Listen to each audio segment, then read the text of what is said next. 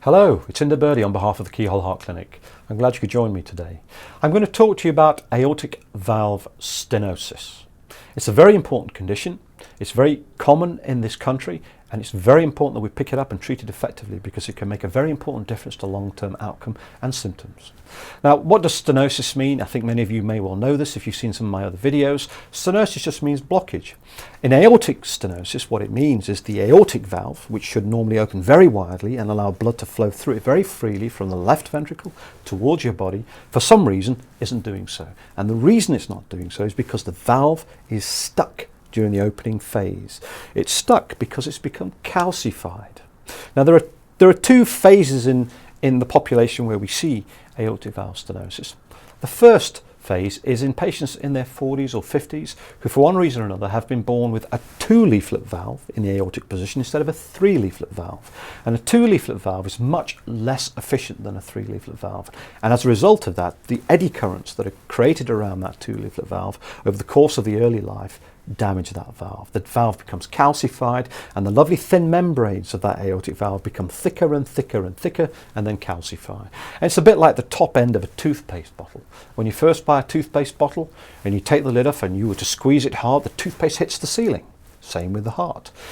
After a while, with all the stuff that your husband, or me particularly, if you speak to my wife, doesn't clean the top of the toothpaste bottle properly, when you squeeze that toothpaste bottle, nothing comes out the end. Well, it's the same with the aortic valve and aortic valve stenosis. Now, the problem with aortic valve stenosis is that it's so easy to treat, but it's so easy to miss, and that's the importance. Let's talk about the symptoms of aortic valve stenosis. Well, often the first symptoms are shortness of breath, and many patients that you might meet will say, doctor, I thought I was just going old. But, then my doctor picked up a heart murmur and did an echogram, which is this pregnant lady scan of my heart, and picked up this condition called aortic valve stenosis and told me I needed an operation. Well, often that's how people present. Sometimes people present with chest pain, angina, like the sort of thing that people get when their heart arteries aren't working properly, even though their heart arteries might be perfectly normal. And the reason for this is that as that aortic valve tightens, the only way that your body can react is for the muscle in the heart to thicken and thicken and thicken, just like a weight trainer's muscles will thicken and thicken when he picks heavy weights or she picks heavy weights.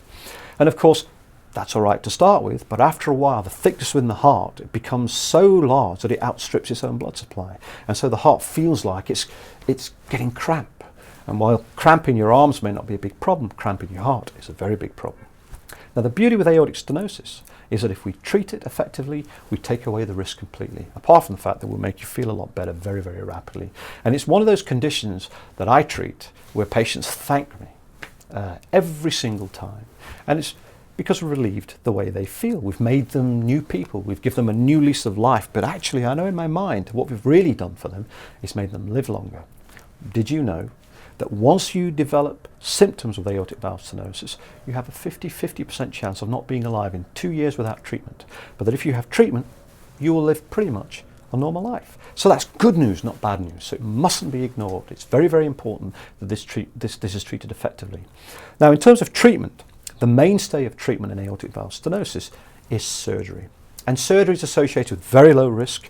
Our technology today is fantastic, and there are very many ways we can treat your heart valve to relieve this problem. And in fact, we can now do this pretty routinely at the Keyhole Heart Clinic through a very small cut in the breastbone, either top or bottom. And because it's only a small cut, it keeps the breastbone intact and allows you to breathe very freely. It's one of our minimally invasive platform procedures. Now, we can't really repair aortic valve stenosis like we can repair mitral valve regurgitation, if you've seen some of my other videos. Because that calcification is so rigid, like a bone, the only thing we can do is remove the valve. So we'll remove the valve, and traditionally what we'll do is stitch a new valve in there. And there are three main choices that you have these days. There's the tissue valve made out of cows' or pigs' valves.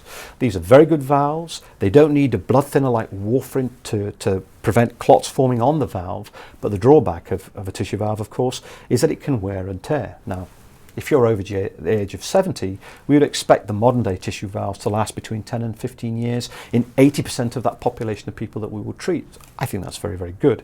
If you're younger, if you're 40 or 45, then it's very likely, particularly if you are a rugby referee, for example, that you'll wear out a tissue valve very rapidly. And in those situations, you're probably better off with a mechanical valve. A mechanical valve will last forever. Very rarely do mechanical valves ever fail. The only drawback, of course, is warfarin. Warfarin, as you know, is rat poison. It's a tablet you take every day. You need a regular blood test, firstly daily, then maybe twice daily, weekly, then monthly, and then maybe 3 monthly to ensure that your blood is thin to the right amount, not too much, not too less. And that, of course, can become an inconvenience. In the modern era, we're trying to develop new valves, and there is a new valve on the market at the moment called the Onyx Valve, O-N-X. And you'll read about that valve on the site if you were to look around. We've got some nice information about the valve.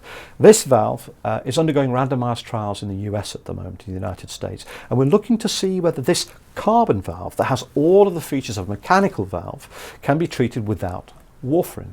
Now, the trial data is not available to the world yet, so we cannot say that that's the case right now. All we can say right now is that there is evidence to allow us to use warfarin at a lower level of blood thinning with the carbon valve.